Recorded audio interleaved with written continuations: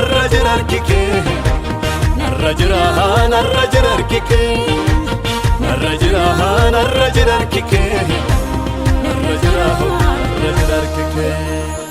narrajirarkike narrajirarkike narrajirarkike narrajirarkike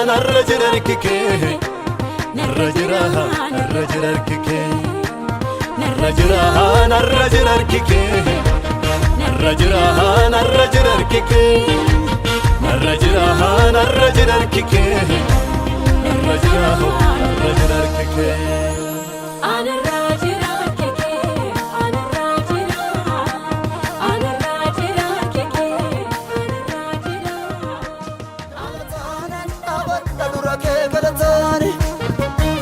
Galatani dabat dadurake galatani Galatani dabat dadurake galatani Galatani dabanan durakot jigegari Jigegari Jigegari Jigegari Jigegari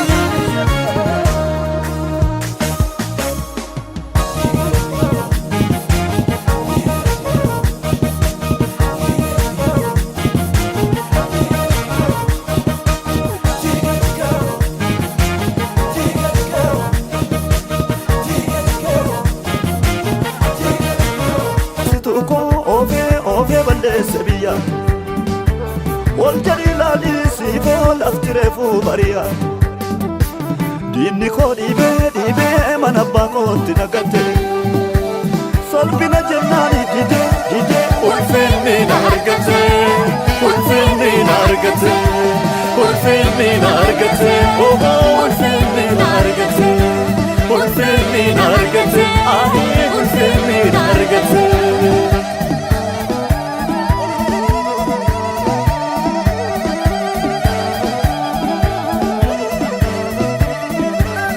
Ebu garana manni argu afanni se garanni lalu ol jari deminan jedera sinachi ban sirranjiro ega male masodan ko sinachi bokun gannan chabu namurton ko ega kun oliyannon kabu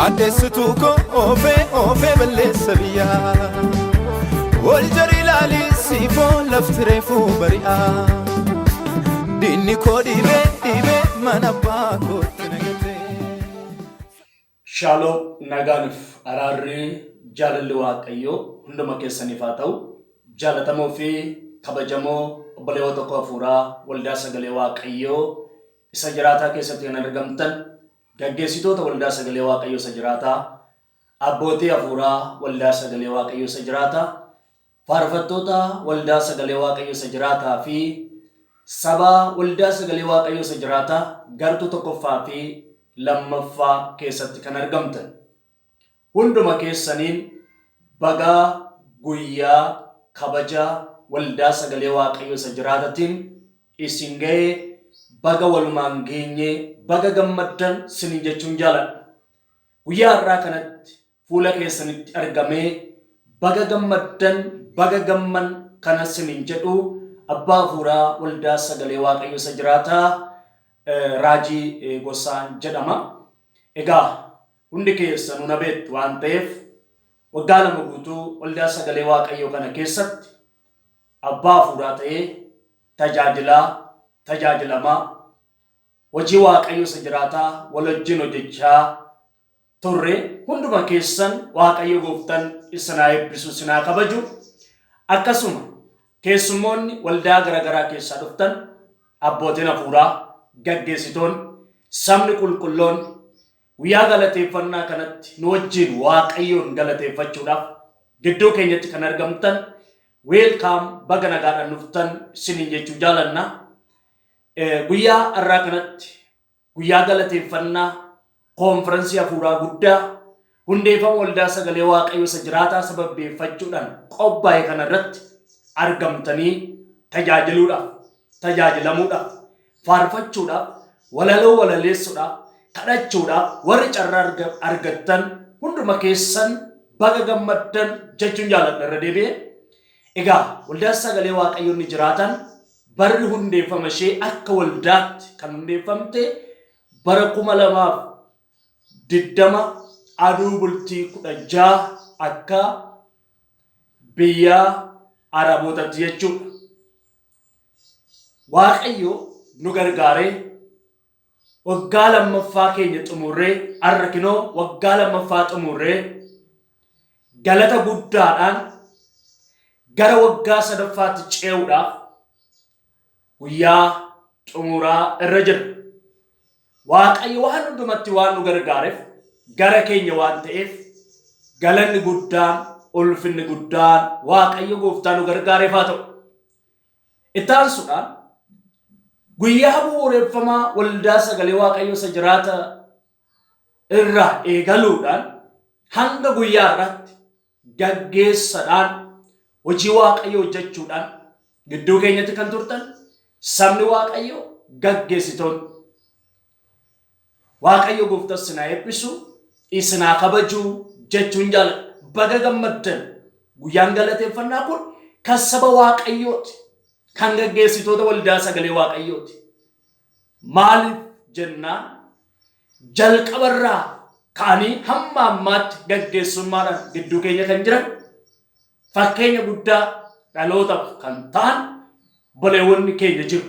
Akkasuma gaggeessaa turanii carraan biyya ormaa jiraachuu isaanii gaafa ga'u gara biyyaa kan galan gaggeessitoonni jiru. Isaanis baga gammaddan baga guyyaa hundeeffama waldaa sagalee waaqayyoo waggaa lammaffaa geessan jechuun jaalladha. Akkasuma itti dabalamuudhaan ulee wal harkaa fuudhuudhaan fakkeenya fiigicha meetira 400 Arabaatti wal harkaa fuudhin isaan fiigu. Gaggeessitoonni waldaa sagalee waaqayyoos akkasiidha. Tokko gaafa carraan gara biyyaa galuu argamu tokkotti dabarsee deema. Waan sin ajaa'ibu waan ana dubbatin hin darbine hanga ammaatti bu'uureffama waldaa sagalee waaqayyoo irraa jalqabuudhaan hamma waggaa lammaffaatti gaggeessituu gaarii fakkeenya gaarii ta'uudhaan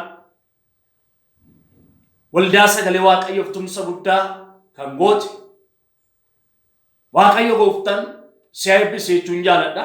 Akkasuma gaggeessitoonni ammas waldaa sagalee waaqayyoo gaggeessaa jirtan baga gammaddan.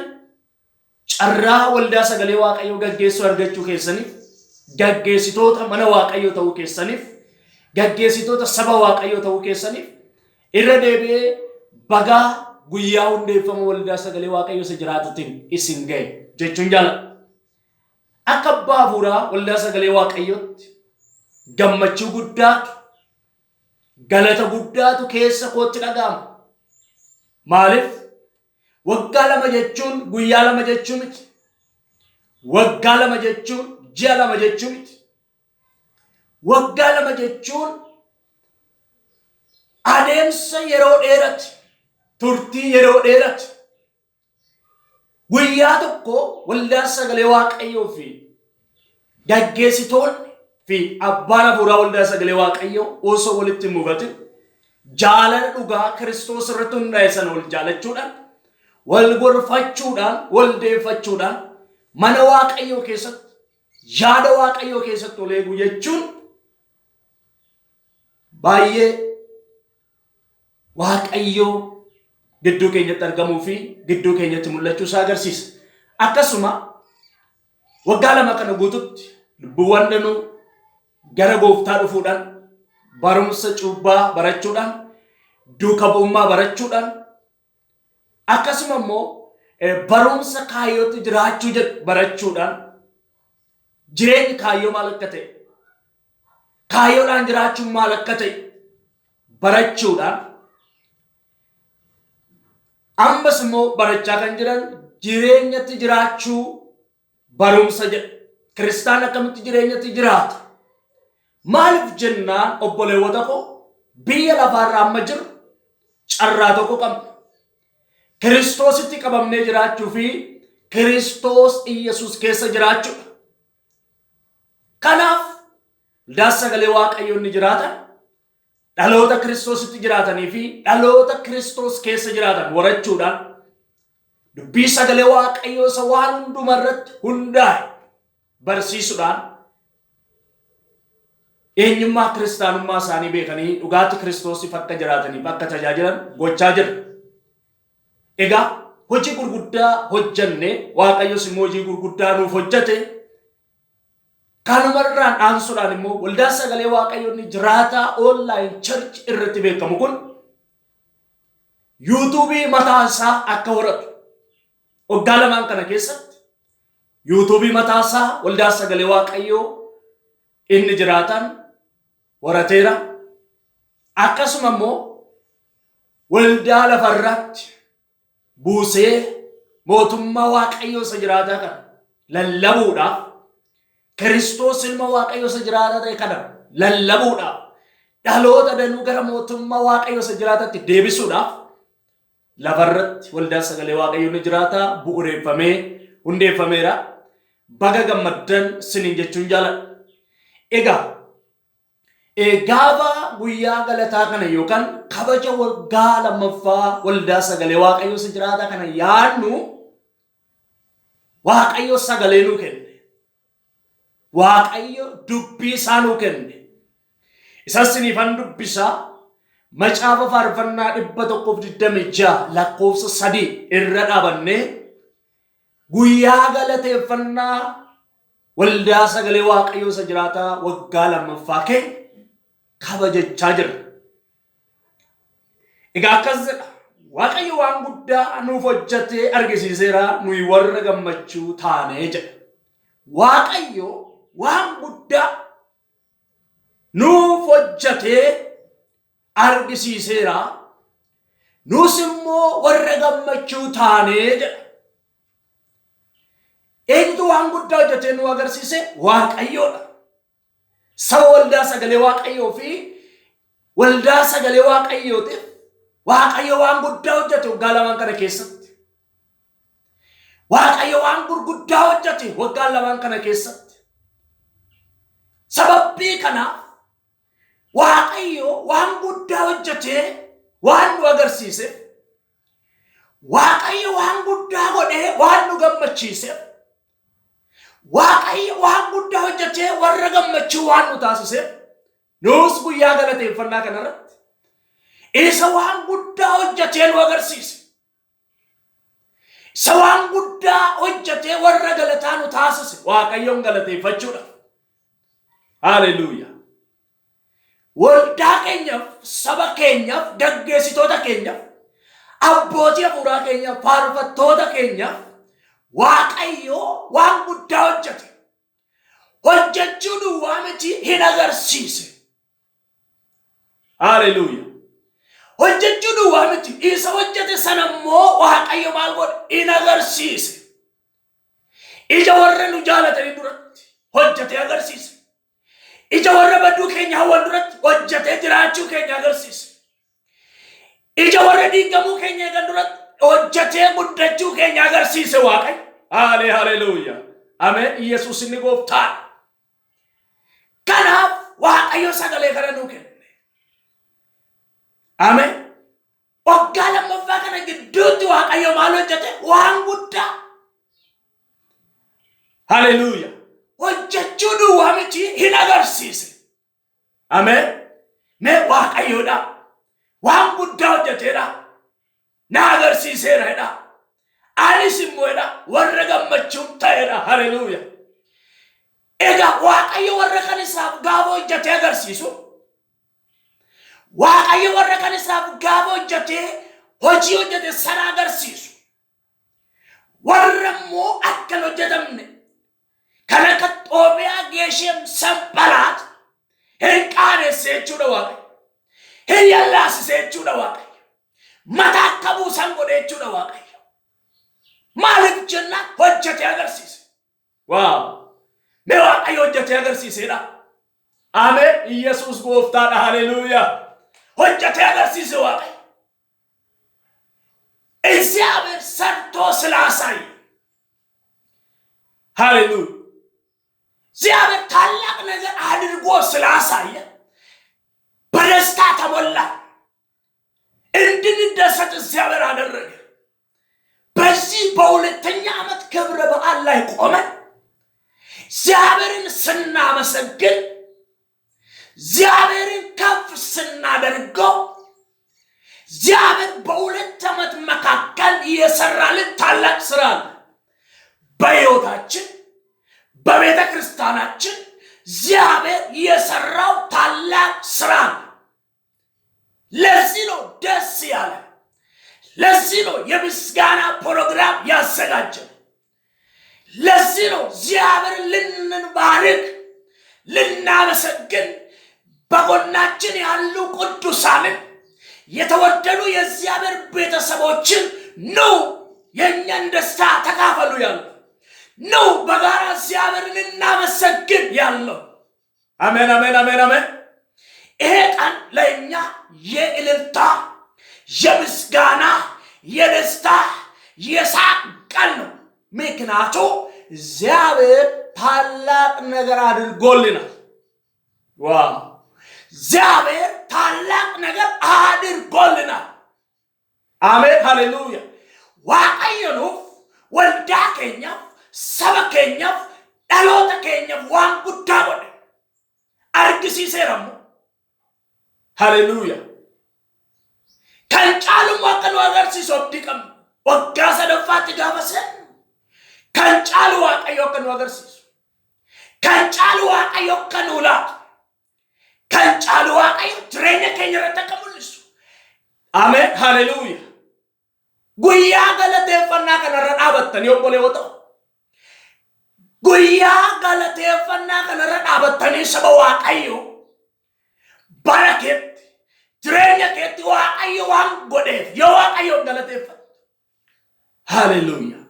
ዋን ጉዳ ጎዴ አገርሲሴ ዋቀዩ ዲነሞ ቃንስ ዲነሞ የለስ ዲነሞ መታቡስ አረበዱ አረዲገሙ አረዳበቱ አረደበው ጋበ ጀዱ ሰይጣን ዋቀየሞ ተቆተው ጀደ ሂሎጀቶ ጂቆደ ሂለለቡ ሞቱማ ቆደ ሂምበለተ ዱጋን ቆጀደ ሆጂሳ አገርሲሴ ዋው ሃሌሉያ።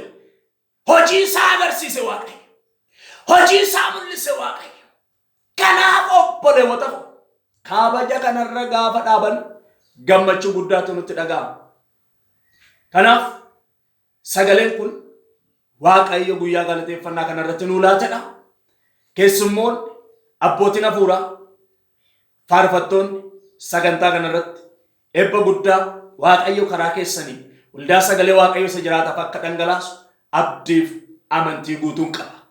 Waaqayyo gooftaan baraaf jireenya keessan tajaajila keessan yaa eebbisu. እንኳን ለሁለተኛ ዓመት ክብረ በዓላችን በሰላም በጤና በደስታ አደረሳችሁ። ኢየሱስ ክርስቶስ ለዘላለም ጌታ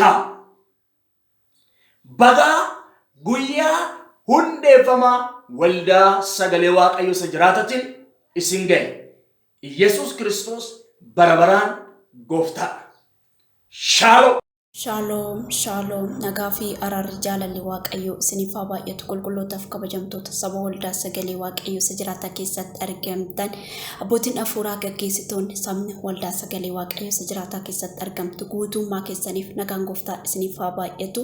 Akkam nagaa ooltanii jirtu jajjabaattu inni madda nagaa keenya ta'e waaqayyoon galataaf ulfina guddaa haa fudhatu.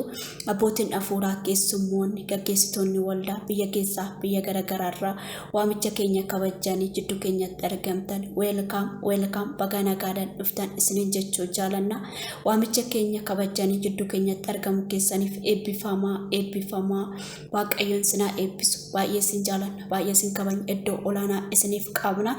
Sabni waldaa sagalee waaqayyo isa jiraataa keessatti argamtan hunduma keessanuu baga ittiin sin gahe misiraachoo isiniin jechuun jaaladha. Guyyaan har'aa kun guyyaa galataatti guyyaan har'aa kun guyyaa ililleeti. Waaqayyo maqaan isaa olola haa jedhu. Galanni ulfinni gooftaadhaaf haa ta'u. Waaqayyo haraaraaf gaarummaa isaa nuuf baay'isee kunoo nama keenya keessaa saba keenya keessaa namni tokko otoo waan tokko hin ta'in Waaqayyo hundeeffamu waldaa sagalee Waaqayyo isa jiraataa waggaa lammaffaan nu ga'ee jira. Maqaan gooftaa keenyaa haa eebbifamu olola haa jedhu. Inni haala hunduma keessatti nu gargaare gooftaan keenya galataaf ulfina guddaa haa fudhatu. Waldaan sagalee Waaqayyo isa jiraataa online church bichaa otoo hin ta'in lafattis gadi buutee ijaaramaa jirti. Akkasumas jalqabamee jira ijaaramsi ishee. Galanniif ulfinni guddaan gooftaadhaaf haa ta'u. Maqaan gooftaa olola haa jedhu. Waaqayyo kakuu baay'ee nuuf gale. Kakuu nuuf gale sanis raawwachaa jira. Maqaan isaa haa eebbifamu. Waldaan sagalee Waaqayyo isa jiraataa gartuu lama kan qabdudha. Galanni gooftaadhaaf haa ta'u. Akkasumas imaanaa dhalootaa baatanii waggaa lamaaf nu wajjin kan hojjechaa jiran Raajii Gosaa Waaqayyo baraaf jireenya keessan haa eebbisu eebbifamaa isiniin jechuun jaaladhaa. Barumsa garaagaraatiin saba jajjabeessuudhaan saba gorsuudhaan sabaaf kadhachuudhaan nu jajjabeessuudhaan kallattii addaatiin nu wajjin turtanii waggaa lama mulu dadhabe nuffini osoo hin jedhin nu jajjabeessaa turtan. Gooftaan sinaa eebbisu eebbifama. Akkasumas ammas kan jirtan karaa biyyaas kan imaltan gaggeessitoon koroonni waldaa sagalee Waaqayyo isa jiraataa hundumti keessan Waaqayyoon sinaa eebbisu eebbifamaa isiniin jechuun jaaladhaa. Yeroo keessan aarsaa gootanii maallaqa keessan aarsaa gootanii waldaa kana cinaa dhaabachaa turtan Waaqayyoon baraaf jireenya keessan haa eebbisu eebbifamaa hundumti keessanuu isiniin jechuun jaaladhaa. Akkasumas konfiraansii garaagaraa irratti saba keessaa maallaqaan yeroo isaanii aarsaa godhuudhaan waldaan sagalee Waaqayyo jiraataa lafatti gadi buutee ijaaramaa jirtu kanarratti illee maallaqaan kallattii adda addaatiin kadhannaadhaan yaadan warri nu jajjabeessaa jirta warri nu cinaa dhaabatan hundumti keessanuu eebbifamaa isiniin jedha. Baay'ee isin jaaladha baay'ee isiniin kabajna. Akkasumas waldaa garaagaraarraa iddoo garaagaraarraa nu cinaa dhaabatanii warri jirtan hundumti keessanuu eebbifamaa. Abbootiin hafuuraa keenya ammallee imaanaa kan dhalootaa akkuma fudhatanitti akkanumatti jajjabeessaa sabaaf kadhachaa barumsa garaagaraatiin saba bira dhaabachaa too nu wajjumaan hanga dhumaatti itti fufaa isiniin jechuun jaaladhaa. Hundumti keessan eebbifamaa. Baay'een sin jaaladha baay'een sin kabaja. Iddoo olaanaan siniif qabaa. Shaaloom shaaloom. Shaaloom nagaa fi araarri Waaqayyo isiniif haa baay'atu. Waldaa sagalee Waaqayyo isa jiraataa keessatti kan argamtan gaggeessitoonni abbootiin hafuuraa miseensi waldaa hundinuu Waaqayyo isin gargaaree nu gargaaree guyyaa har'aa kanaan nu ga'eera. Maqaan isaa kan eebbifame haa ta'u. Waldaan sagalee Waaqayyo isa jiraataa erga hundaa'ee waggaa lammaffaasaa sagantaa galateeffannaa yookaan konfiraansii guddaasaa qopheessitee waamicha isinii gooteetti hundi keessanuu sagantaa waldaan sagalee Waaqayyo isa jiraataa qopheessite kanarratti nagaadhaan akka dhuftan nagaadhaan isin affeerreerra. Nooraa baga nagaan dhuftan weelkaam isiniin jetti waldaan sagalee Waaqayyo isa jiraataa. Sabnis gaggeessitoonnis abbootiin hafuuraa isin simachuudhaa fi qophiirra jiru. Sagantaa kana Waaqayyo nu gargaaree akkanatti akka bareedu dinqii harki Waaqayyo irratti mul'atu Waaqayyo humna isaa kan itti mul'isu waggaa lammaffaa ayyaaneffattee gara waggaa sadaffaatti ce'uudhaaf jirti. Waaqayyo maqaan isaa haala hunduma keessatti kan nu gargaare kan eebbifame haa ta'u. Sabni waldaa garaagaraarraa kan dhuftan abbootiin hafuuraa gaggeessitoon faarfattoon sabni baga nagaan dhuftan baga geessan baga geenya hundi keenya. Waaqayyo guyyaa sanarratti dinqii ta'ee hin beenne ayyaana mul'atee hin beenne guyyaa sana in mul'isa. Waaqayyo nu gargaaree sagantaa bareedaa sagantaa guddaa waldaan kun qopheeffattee nooraa isiniin jechaa jirti. Waaqayyo bara keessan jireenya keessan eebbisu. Guyyaa sanarratti tajaajilamuudhaaf kan qophooftan Waaqayyo cidha nyaataaf dhugaatii isa guddaa guyyaa sana imimmaan ija keessanirraa kan haqu guyyaa sana kolfaan kan sin guutu qamboochan kan itti gadditan garaan keessan guyyaa san kan itti fayyu sagantaa galateeffannaa qopheeffatteetti. Baga gammaddan baga geessan. sabni waldaa sagalee waaqayyoo gaggeessitoonni abbootiin hafuuraa tajaajiltoonni hundi keessanuu baga gammaddan baga isiniin gahe. Waaqayyotu guyyaa sanaan nama gaha. Waaqayyo jannaan guyyaa san geenyerra waaqayyo bara keessan jireenya keessan haa eebbisu. Kanaafuu keessummoonni keenya guyyaa sana irratti hirmaachuudhaaf qophooftan nooraa isiniin jenneerraa isin simanneerra. Waaqayyo bara keessan haa eebbisu. Waaqayyo guyyaa sana irratti humna isaa hin mul'isa, ayyaana isaa hin mul'isa. Wanta argitaniif dhageessaniin been guyyaa sanittiin ta'a. Waaqayyo isin haa eebbisu. Shaaloom shaaloom nagaanii fi araarri jaalalli gooftaa keenyaa lafaa fi bakka jirtanitti isiniif haa baay'atu. Kabajamtootaa fi jaalatamtoota obboloota koo hafuuraa sabni waldaa sagalee waaqayyoo isa jiraataa keessatti kan argamtani kan biyya keessaa kan biyya garaagaraarra jirtan akkasuma abbootiin hafuuraa biyya keessaa biyya alaa gaggeessitoonni waldaa garaagaraarraa dhuftanii jidduu keenyatti kan argamtan gartuu tokkoffaa lammaffaa sadaffaa arfaffaa keessa kan jirtan akkam jirtu nagaa keessanii. Gooftaan inni madda nagaa keenyaa ta'e inni nu gargaaree inni nu baatee yeroof sa'aatii kanaan nu ga'e maqaan gooftaa keenya Yesuus kan eebbifamee fi kan ulfaate haa ta'u. Baga gargaaramtanii baga eegamtanii yeroof sa'aatii kana qaqqabdan isiniin jechuun jaalladha. Egaa nagaa koottaansuudhaan baga gammaddanii baga gammanne baga geessanii baga ittiin isin ga'e isiniin jechuun jaalladha. Yoon kana jedhu gammachuu guddaatu natti dhaga'ama. Innis maali sababbiin isaa jennaan waldaan sagalee waaqayyoo isa jiraataa konfiraansii hafuuraa kan qopheeffate waggaa isaa lammaffaa kabajuu yookaan immoo hundeeffama waggaa lammaffaa kabajee gara waggaa simannaa waggaa sadaffaatti ce'uusaatti gammachuu guddaatu natti dhaga'ama. Isinis immoo gammachuu guutuu akka qabdan Kiristoosin biraa abdifamantii guutuun qaba. Egaa waaqayyo haala hundumaa keessatti haala mijatuuf haala mijanne keessatti waggoota lamaan kana keessatti gooftaan nu gargaaree lubbuu aaraa gubbaatti waldaan sagalee waaqayyo isa jiraataa hojjechaa kan turedha. Waaqayyo isa nu gargaaree hanga guyyaa kanaa hanga yeroo kanaan nu ga'ee galanni Kiristoosiif haa ta'u. Ittaansuudhaan namni ani galateeffachuu barbaadu nama kabajamaa nama jaalatamaa nama dhugaa wangeelaa lallabaa ture abbaa hafuuraa waldaa sagalee waaqayyo isa jiraataa Raajii Gosaa nama baay'ee jaalannu nama baay'ee kabajnu waaqayyo bara jireenya keessanii haa eebbisuu eebbifamaa kanumaan caalatti dhaloota dukkana keessaa baasuun kanumaan caalatti dhalootaaf furmaata ta'uun isiniif haa ta'u eebbifama maqaa Yesuusin guddaa galatoomaa baay'ee isin jaalanna baay'ee isin kabajna iddoo olaanaa isiniif qabna isiniin jechuudhaan jaalladha. Akkasuma akka dubbii mi'aa dubbii sagalee waaqayyo nu biraan gaa turtan macaafni kun isiniifis immala jedhee macaafa kana kan isiniif qopheessan obboleettiin keessan obsen obboleessi keenya wangeelaawwan caalaan lafa sanatti argamuudhaan macaafa qulqulluu kana obboleessa keenyaaf kan kennan ta'a jechuudha.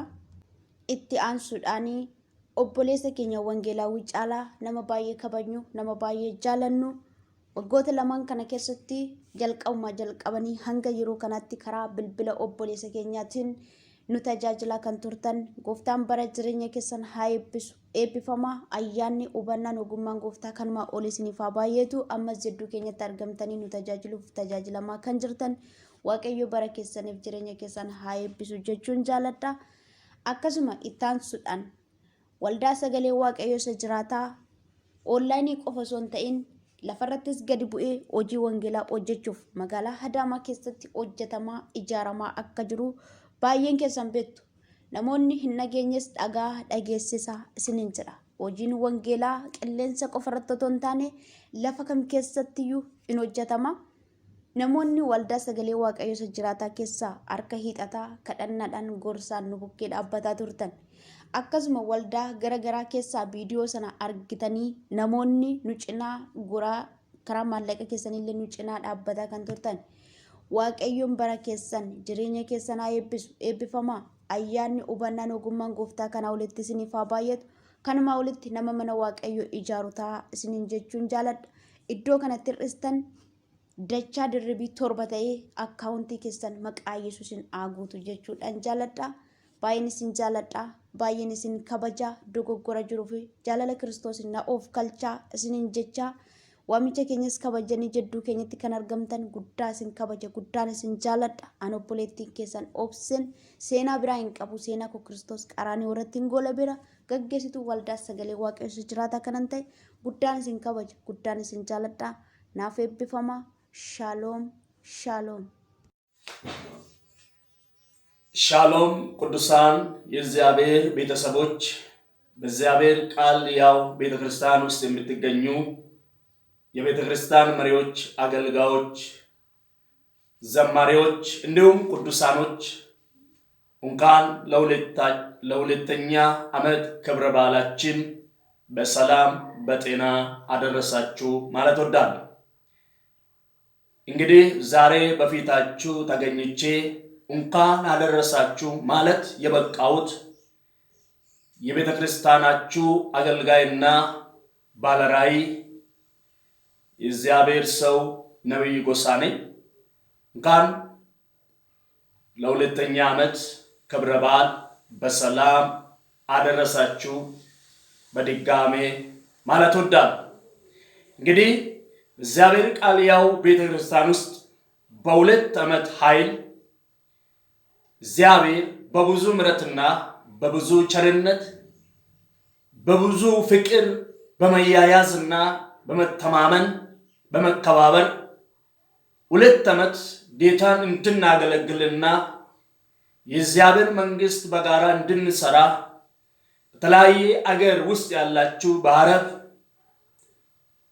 በዱባይ በቤሩት በተለያየ ሳውዲ አገር ያላችሁ ቅዱሳን የእግዚአብሔር ቤተሰቦች በዚህ በያው እግዚአብሔር ቃል ኦንላይን ቸርች ግሩፕ ውስጥ በአንደኛና በሁለተኛ ውስጥ በመሪነት የምታገለግሉ በዝማሬ የምታገለግሉ እንዲሁ በተለያየ ስራዎች የወንጌልን ስራ በመደገፍ በገንዘባችሁ በጉልበታችሁ በጸሎታችሁ አጠገባችን የሆናችሁ የተወደዳችሁ የእግዚአብሔር ቤተሰቦች በድጋሜ ለደከማችሁበት ብዙ ዋጋ ለከፈላችሁበት ለቤተ ክርስቲያናችን ለሁለተኛ ዓመት ክብረ በዓል እንኳን አደረሳችሁ እላለሁ።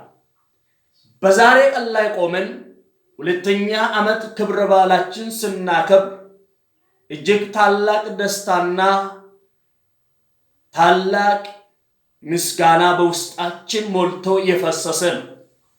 ምክንያቱም ይሄ ቤተክርስቲያናችን በተለያየ ቻሌንጅና በተለያየ ተግዳሮት መካከል የእግዚአብሔር ኃይልና የእግዚአብሔር ክንድ እየደገፈን ጠላት ይፈርሳል ያቆማሉ እያለ ሲያስርብን እግዚአብሔር ግን ትቀጥላላችሁ እንዳለ በኃይልና በፍቅር እያስቀጠለን ሁለተኛ ዓመት ጨርሰን ወደ ሶስተኛ ዓመት ልንሻገር ዋዜማ ላይ ስንገኝ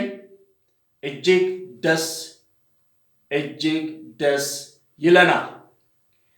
በዚህ ቤተክርስቲያን ውስጥ በገንዘቡ በእውቀቱ በጸሎቱ ዋጋ ያልከፈለ ቅዱሳን የእግዚአብሔር ቤተሰብ የለም።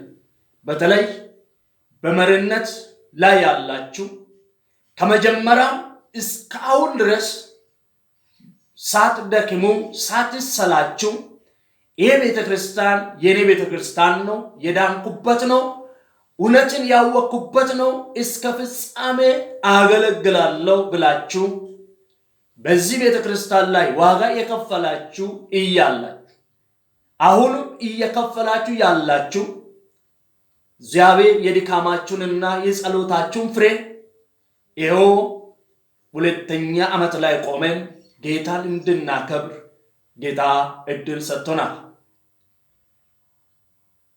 እጅግ የሚገርመኝ የሚያስደንቀኝ እግዚአብሔር ቃል ያው ቤተክርስቲያን ውስጥ የምትገኙ ቅዱሳኖች በንጹህ ፍቅርና በትህትና በመከባበር በመተዛዘን የእግዚአብሔር መንግስት እንድንሰራ ሁለት ዓመት አልመሰላቸት። ሰው በሁለት ወር ይሰላቻል፣ በተለያየ ቀናቶች ይሰላቻል። ሚደንቀኝ በእግዚአብሔር ቃል ያው ቤተክርስቲያኑ ውስጥ የምትመሩና የምታገለግሉ እንዲሁም የእግዚአብሔር ቃል ያው ቤተክርስቲያን ውስጥ የምትገኙ የእግዚአብሔር ቤተሰቦች ለእናንተ ያለኝ ፍቅርና አክብሮት ታላቅ የጌታችን የእግዚአብሔር ስም ለዘላለም የተባረከ ይሁን። ዛሬ ከሁለት ዓመት ድረስ ብዙ ነፍሳትን ወደ እግዚአብሔር መንግስት አምጥተናል። ደህንነት አስተምረናል። ደቀ መዝሙርት አስተምረናል። እንዲሁም በዓላማ መኖር የሚል ትምህርት አስተምረናል። አሁን ደግሞ በሕይወት መኖር የሚል ትምህርት የተማር ነው ያለነው። የኛ ዓላማ አንድ ነው። ሰው ሁሉ በእግዚአብሔር መንግስት ውስጥ በእግዚአብሔር እውነት ውስጥ ኖሮ ክርስቶስን ገልጦ ክርስቶስን ኖሮ እንዲያልፍ በድጋሜ እንኳን አደረሳችሁ ማለት ወዳለሁ። ይህ ምስጋና ፕሮግራም ስናስብ ሁለተኛ ዓመት ክብረ በዓላችን ልናከብር ጌታን ልናመልክ ስናስብ ያው የሰማይ አባት እግዚአብሔር መሪ አድርጎ በልባችን ላይ ያፈሰሰው ቃል አለ። መዝሙር 126 ቁጥር 3 ሁላችሁ ልታነቡ ትችላላችሁ።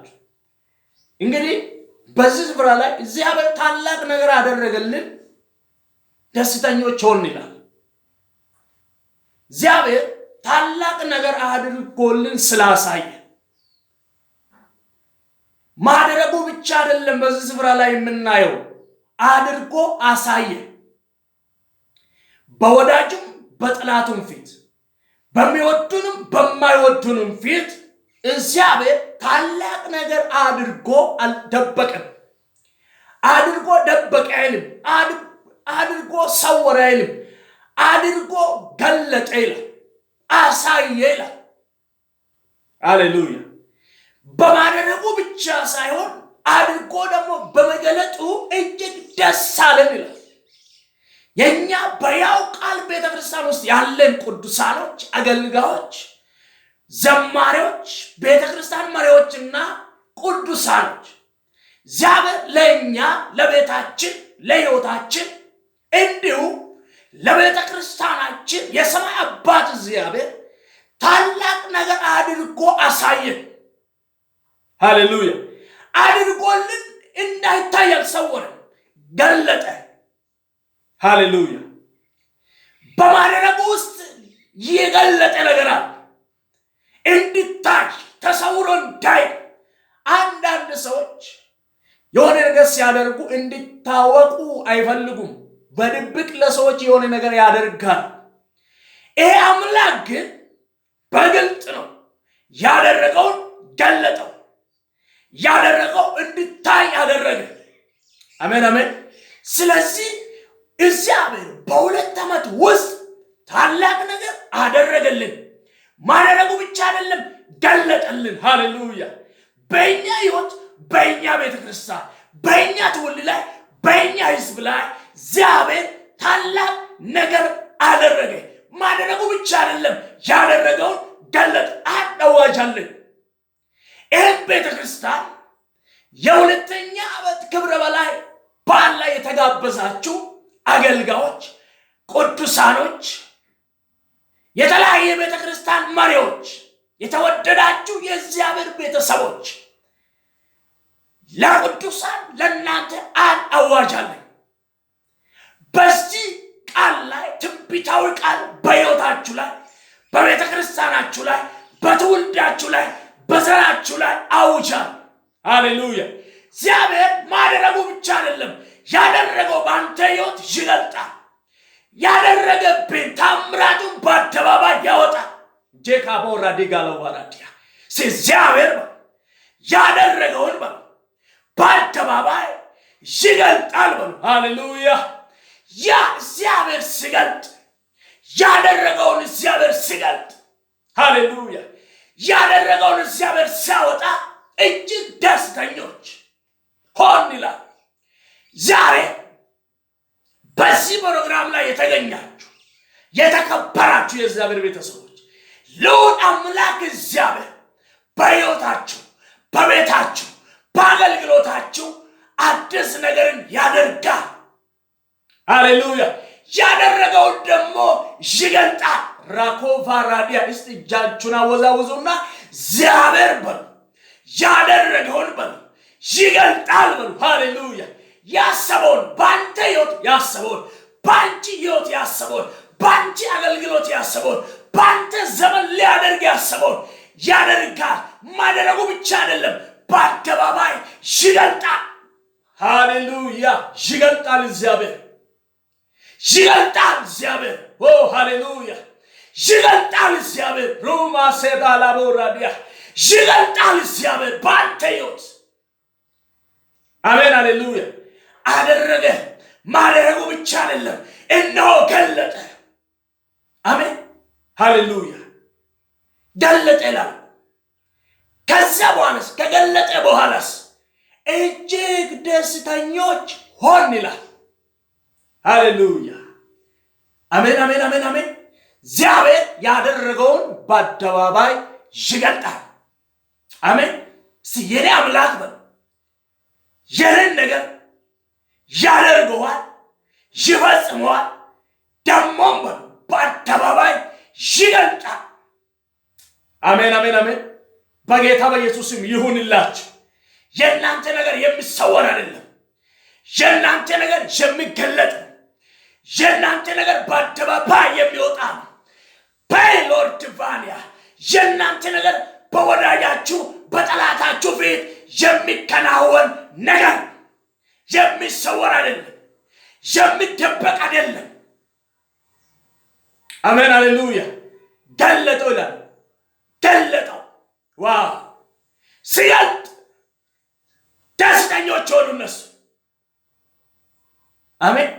አትገለጥም፣ አትወጣም፣ አትወጭም የሚል አለ። በዛው ግን እግዚአብሔር አደርገዋለሁ፣ እፈጽመዋለሁ፣ ደግሞ ይገልጣለሁ። ዋው ሃሌሉያ። እፈጽመዋለሁ፣ አደርገዋለሁ፣ ደግሞ ምን ይገልጠዋለሁ። ለእኛ ቤተክርስቲያን ይሄ ነው። አደረገ፣ ገለጠ። ሃሌሉያ። አደረገ፣ ገለጠ እግዚአብሔር። ኦ ሃሌሉያ።